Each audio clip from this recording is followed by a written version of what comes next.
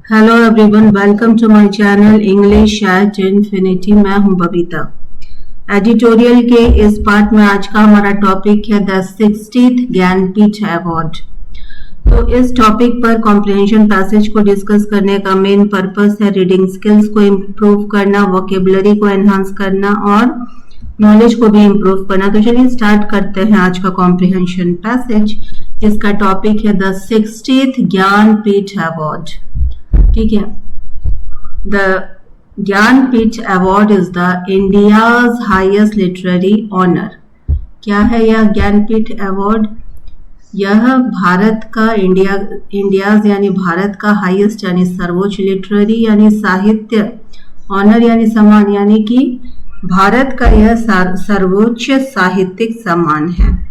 It was established in 1961। इसकी स्थापना यानी स्थापना हुई थी 1961 में बाय द भारतीय ज्ञानपीठ ऑर्गेनाइजेशन। ठीक है, 1961 में इसकी स्थापना भारतीय ज्ञानपीठ संस्थान द्वारा हुई थी। टू रिकॉग्नाइज यानी पहचान बनाने के लिए, द आउटस्टैंडिंग यानी कि उत्कृष्ट एंड डिस्टिंग्विश्ड यानी कि विशिष्ट life time contribution of Indian writers to literature. तो यह अवार्ड ऑर्गेनाइज किया गया था 1961 में उन लोगों के पहचान के लिए जिन्होंने उत्कृष्ट और विशिष्ट अपना योगदान दिया था, अपने जीवन भर का योगदान दिया था भारतीय साहित्य के रूप में। तो उन लेखकों के लिए यह अवार्ड ऑर्गेनाइज किया गया था। Often called the Nobel prize of Indian literature. Often यानी अक्सर कह दिया जाता है इस अवार्ड को, ज्ञानपीठ अवार्ड को, Nobel prize of Indian literature यानी कि भारतीय साहित्य का नोबेल प्राइज भी कह सकते हैं। The award celebrates authors who have enriched Indian languages through their creative works and profound literary expression। तो यह अवार्ड यानी सम्मान सेलिब्रेट्स ऑथर्स यानी ऐसे लेखकों को दिया जाता है who have enriched जिन्होंने एनरिच यानी समृद्धि दिलाई है इंडियन लैंग्वेजेस यानी भारतीय भाषाओं को थ्रू देयर क्रिएटिव वर्क्स अपने रचनात्मक कार्यों के द्वारा, एंड प्रोफाउंड यानी गहरे, लिटरेरी यानी साहित्यिक, एक्सप्रेशन यानी भाव, गहरे साहित्यिक भाव और अपने रचनात्मक कार्यों के द्वारा भारतीय भाषाओं में समृद्धि दिलाई है। तो ऐसे लेखकों को यह अवार्ड दिया जाता है, यह सम्मान दिया जाता है। द फर्स्ट ज्ञानपीठ अवार्ड, पहला Jnanpith award was presented in 1965। 1965 में पहला ज्ञानपीठ अवार्ड दिया गया था जी शंकरा कुरूप को, जो कि एक मलयालम पोएट थे। The 60th Jnanpith award 2026 was presented to R Vairamuthu. ठीक है, तो 60वां ज्ञानपीठ अवार्ड दिया गया है 2026 में आर वैरामुथु को, जो कि हैं एन इलस्ट्रियस यानी कि प्रसिद्ध और यशस्वी तमिल पोएट हैं।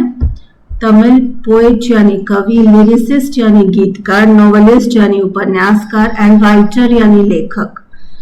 तो इतनी सारी क्वालिटीज इनमें हैं और इसलिए इन्हें यह अवार्ड प्रदान किया गया है। ही हैज रिटन, उन्होंने लिखा है थाउजेंड्स ऑफ हजारों तमिल फिल्म सॉन्ग्स एंड हजारों तमिल सॉन्ग्स उन्होंने लिखा है, एंड मैनी लिटरेरी वर्क्स और कई सारे साहित्यिक कार्य किए हैं। दैट रिफ्लेक्ट्स, और उनके साहित्यिक कार्य दिखाते हैं, रिफ्लेक्ट यानी शो करते हैं सोशल इश्यूज यानी कि सामाजिक मुद्दों पर आधारित होते हैं। उनके उपन्यास कल्चर यानी संस्कृति और ह्यूमन इमोशंस यानी मानव भाव के ऊपर भी उनके साहित्य आधारित होते हैं। His famous novel Kallikattu Ithikasam received the Sahitya Akademi award in 2003। तो उनका मशहूर नॉवल उपन्यास कालिकट्टू इथिकासम ने रिसीव किया, अवार्ड प्राप्त किया साहित्य अकेडमी अवार्ड 2003 में। ही वॉज ऑल्सो ऑनर्ड, उन्हें सम्मानित किया गया विद द पद्मश्री। 2003 में उन्हें पद्मश्री भी दिया गया एंड द पद्म भूषण। 2014 में उन्हें पद्म भूषण भी दिया गया by the government of India यानी भारत सरकार की ओर से। इन एडिशन, इसके अलावा he has won 7 national film awards. इसके अलावा उन्होंने जीता है 7 राष्ट्रीय फिल्म अवार्ड्स भी फॉर बेस्ट लिरिसिस्ट यानी कि बेस्ट यानी उत्कृष्ट गीतकार के लिए। His versatile literary career demonstrates remarkable creativity, originality and artistic excellence. तो यहाँ वर्सेटाइल का क्या मतलब है? बहुमुखी प्रतिभा के धनी है। लिटरेरी करियर है, लिटरेरी करियर का मतलब है कि साहित्यिक उनका जो पेशा है उसमें वह बहुमुखी प्रतिभा के धनी यानी उनके में कई सारे कौशल यानी स्किल्स हैं।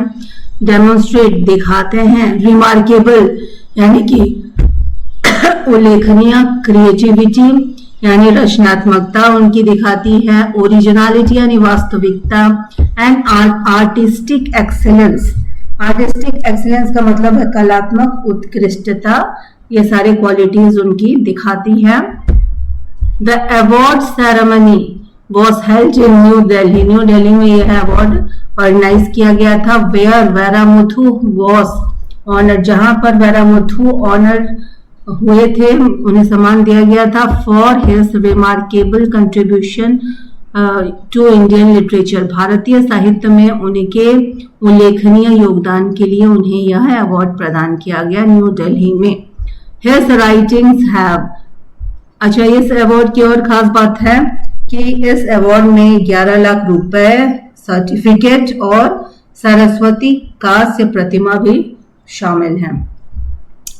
His writings have inspired millions of readers and have strengthened the richness and vibrancy of Tamil literature.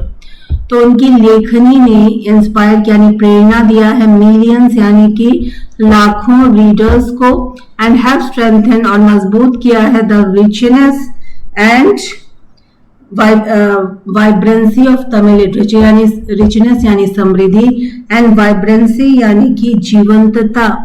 Tamil literature के समृद्धि और जीवंतता को उन्होंने मजबूत किया है, अपने प्रेरणा दी है लाखों रीडर्स को। द ज्ञानपीठ अवार्ड रिमाइंड्स अस, यह अवार्ड याद दिलाता है, हमें याद दिलाता है, रिमाइंड्स यानी याद दिलाना, that literature has the power to preserve culture. Literature यानी साहित्य के पास पावर यानी शक्ति है, to preserve यानी सुरक्षित और कल्चर यानी संस्कृति, हमारी संस्कृति को सुरक्षित रखने की शक्ति है। इंस्पायर्ड सोसाइटी, सोसाइटी यानी समाज को प्रेरणा देने की शक्ति है। And connect people across generation, her generation के अलग अलग जनरेशन के लोगों को आपस में जोड़ के रखने की भी शक्ति है। Writers like R Vairamuthu prove that, R Vairamuthu जैसे लेखक ये प्रूव करते हैं, सिद्ध करते हैं कि words can leave a lasting legacy, यानी शब्द एक चीर स्थायी, लास्टिंग लीगेसी यानी चीर स्थायी विरासत है, चीर स्थायी विरासत छोड़ सकती है। And exerts a transformative influence on society, transformative का मतलब है परिवर्तनकारी एंड इन्फ्लुएंस का मतलब है प्रभाव, सोसाइटी यानी समाज। तो और वह शब्द समाज पर एक परिवर्तनकारी प्रभाव भी डाल सकती है। आ जाते हैं वोकेबलरी पर। एडवांस वोकेबलरी में देखते हैं डिस्टिंग्विश्ड। तो डिस्टिंग्विश्ड का हिंदी मतलब है प्रतिष्ठित या विशिष्ट और इंग्लिश मीनिंग है highly respected and successful. Enriched यानी समृद्ध किया और इंग्लिश मीनिंग है मेड समथिंग रिचर और बेटर। नेक्स्ट वर्ड है प्रोफाउंड, हिंदी मीनिंग गहन या गहरा and English meaning very deep और मीनिंगफुल। इलस्ट्रियस का हिंदी मतलब यशस्वी और बहुत प्रसिद्ध, इंग्लिश मीनिंग है very famous, respected and distinguished. Next word है वर्सेटाइल, वर्सेटाइल हिंदी मतलब बहुमुखी and English meaning able to do many different things well.